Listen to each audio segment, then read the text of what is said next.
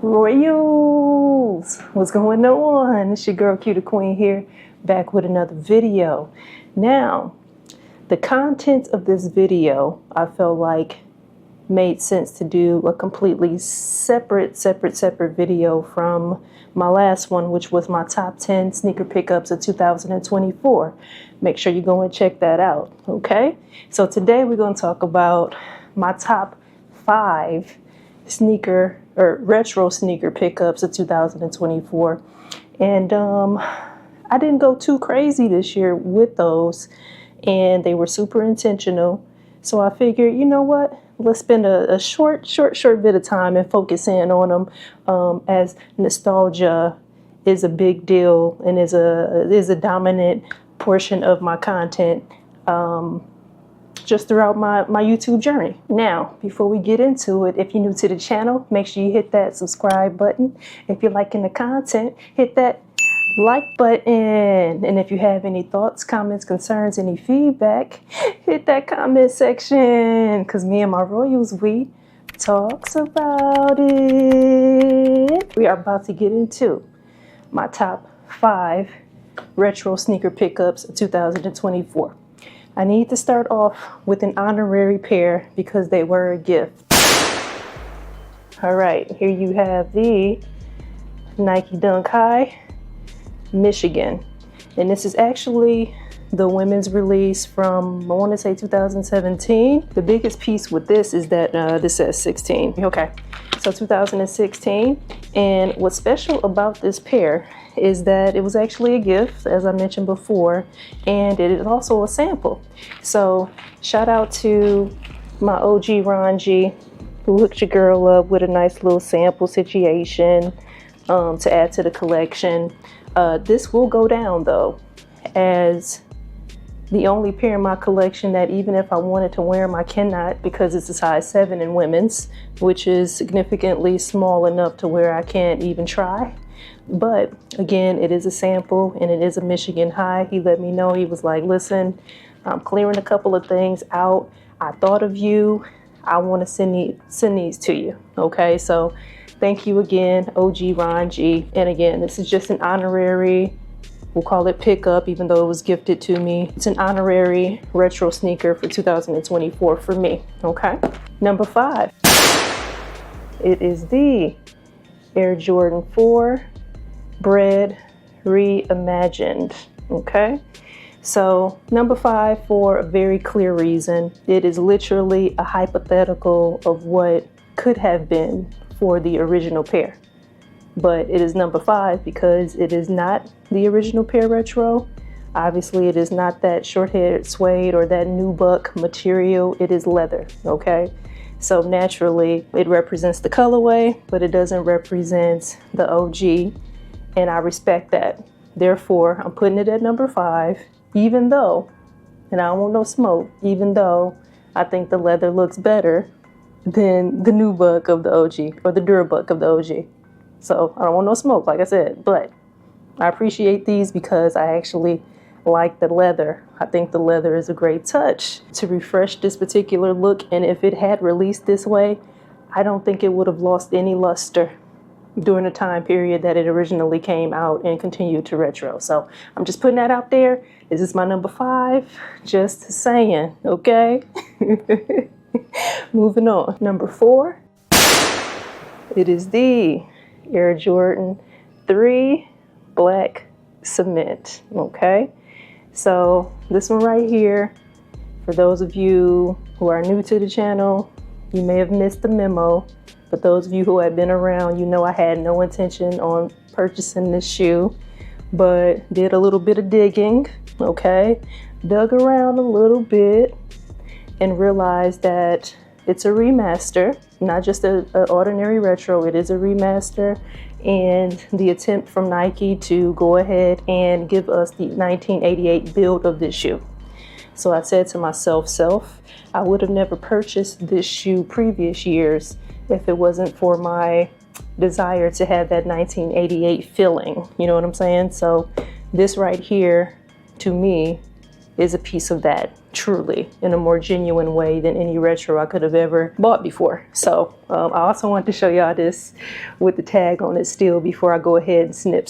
So just I was just saying, this is probably the last time this will be seen with this this OG tag on it. So, but anyway, this is my number 4 of my retro sneaker pickups of 2024. Going on to number 3, we have the Adidas Crazy 97.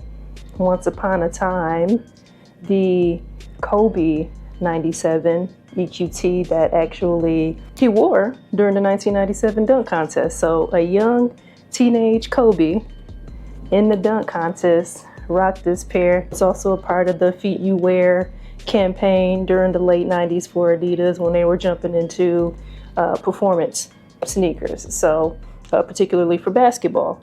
And I just think this is one of the best models from that campaign. It is one of the best models I ever saw Kobe wear. I went ahead and grabbed it. Now this one it didn't actually drop in 2024. I want to say it was a 2022 drop, but I had to circle back and I had to go ahead and grab this pair, which I did this year. So happy to have it, can't wait to wear it. And yeah, that's my number 3. All right, we're down to the last 2 pairs, y'all. Let's do it. Number 2, it is the Air Jordan 14 Black Toe. Okay, so here's the thing as it relates to why I have this ranked so high. Okay, first and foremost, I do not want y'all to get the wrong idea. I am not a Jordan 14 head. Okay, I am not the biggest Jordan 14 fan just in general. All right, I'm one of those folks that'll tell you 1 through 13, and that's where it ends for me. However, there are two colorways in the Air Jordan 14 that I respect most, and the Black Toe is one of them, and I absolutely had to have it. I never had this pair ever, and so definitely was happy to be able to grab these. I was a little lazy about grabbing them, but thanks to the community, I was able to get them on a restock, and I'm super happy, like I said, to grab them. And looking forward to wearing them at some point, because again, I never had this pair. That's my number 2. All right, the Gusto. My number 1, the Adidas Crazy 8 1998 All-Star. Okay, best known as the Kobe 8. Okay, I'm a huge fan of this particular silhouette. When I tell y'all I'm not a Nike Kobe fan, I'm an Adidas Kobe fan, this is literally the epitome of what I'm talking about. This shoe right here is one of the best 90s era classic basketball shoes to me to ever exist. I was super happy to learn that Adidas was retroing these this year, and I had to go ahead and grab it. I forget how much I paid for them. I did grab them, I think under retail, off of GOAT actually. But yeah, man, this is the one. 1998 NBA All-Star Kobe 8, known today as the Crazy 8. My number 1 retro sneaker pickup of 2024. Okay, I wore these in one of my vlogs more recently, so a lot of y'all that know about these, y'all appreciated them, and that's what it's all about, man. A little taste of nostalgia ain't never hurt nobody. All right, so that is my top 5 retro sneaker pickups of 2024. Y'all let me know where y'all stand as it relates to my 5. If y'all would have switched it around a little bit, if you would have snatched them or swapped them out for something else. Of course, there were multiple other retros that dropped this year. Even the ones that came out and the color was a little different. Shame on the brands that retroed a couple of things this year, and the colorway was not only different, but they actually called it something different as well when it got closer to the release date. Listen, brands be pulling that okie doke when it's almost time to go ahead and pick these things up, but I feel like these particular pickups I grabbed, I was super intentional with grabbing them. I didn't go crazy with retros this year, which I'm very proud of myself. I definitely, I get nostalgia drunk a lot of times, and I feel like I really enjoyed the year in terms of grabbing some stuff that was more current, and I'm happy about that for me. I love that for me. As it relates to nostalgia, a lot of conversation as it relates to the abundance of releases and the need for them to be more limited again, because it's getting too easy and people are losing their excitement. I just want to say this real quick. I think when it comes to the nostalgic pairs, the pairs that have retroed multiple times at this point, they should stay easy, because at the end of the day, it's all about experiencing a special time in the past. You shouldn't have to fight anybody to get that. You shouldn't have to witness somebody being murdered to get that. There should not be a struggle to get those sorts of things. Now, innovation pairs, things that are new, things that are collabs, the more newer paced and trendy things, perfectly fine. It's perfectly fine to clamor over things that are just new and cool today. Perfectly fine. But to experience something that has been presented to us in its heyday and then retroed again over and over, we should not have to fight to gather those things and add them to our collection. And for those that never had them before, they shouldn't have to struggle to get those things and enjoy them for the first time. That's where I stand with it, and I just wanted to say that real quick. There was no need to me to do a separate video about that. That's just how I feel. And again, y'all let me know what y'all top retro sneakers were this year. Again, I didn't go crazy. Some people went crazy. Some of y'all might have went crazy, but I didn't. And I like where I landed. I really do. But anyway, y'all let me know what y'all thoughts in the comment section.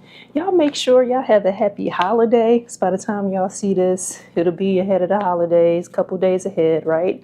So y'all have a happy and safe holiday, creating new memories with your family, eating some good food. Y'all know I'm going straight to the dessert. And I'll see y'all shortly after I get my dessert, okay? And until next time, royalty.